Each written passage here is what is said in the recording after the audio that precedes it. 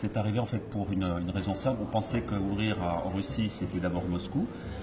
C'est pour nous la plus grande ville. On a déjà des clients russes et moscovites qui achetaient en dehors de la Russie. Le choix d'aller à Moscou avait été pris il y a longtemps. En revanche, la matérialisation s'est faite au moment où on a trouvé des partenaires avec lesquels on a eu envie de travailler et dont on s'est dit que ce seraient des bons ambassadeurs pour la marque.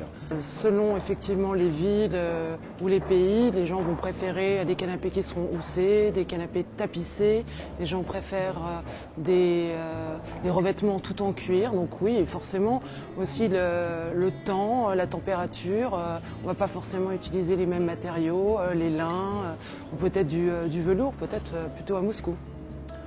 Je pense que c'est un style qui est assez intemporel, c'est quelque chose de très simple. Les lignes sont assez pures et c'est des choses qui se marient avec à peu près tous les styles. On n'a que de la fabrication française et artisanale avec un vrai savoir-faire. Ce travail, je pense que c'est aussi quelque chose que recherche notamment la clientèle russe. C'est au-delà du design et de l'esthétique, c'est d'avoir du mobilier qui est confortable et qui est qualitatif et on sent la qualité du travail.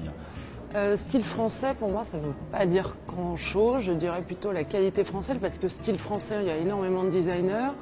Il y a Christian Liège, c'est un très bon designer effectivement en France, mais vous avez Garcia qui a un style complètement différent. Et pourtant, oui, il est français, ou un Jacques Grange, et vraiment, c'est trois styles très, très, très différents. Par contre, là, une des choses qui nous rapproche, c'est la qualité de la définition, et c'est quelque chose chez Liègre qui est vraiment très très important, le savoir-faire français. Le bois, c'est vrai que c'est quelque chose qu'on utilise énormément. Oui, c'est souvent oui, parfois on va partir même avant de penser au design, on peut partir d'un morceau de bois, d'une couleur, d'une essence. Et ça peut effectivement aussi déjà nous donner l'idée avant le dessin.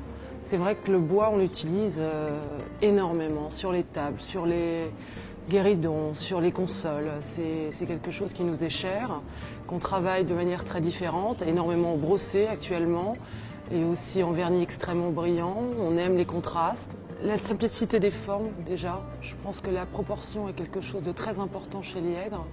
Donc je trouve que c'est une vraie proportion. Et le confort. Le confort, oui.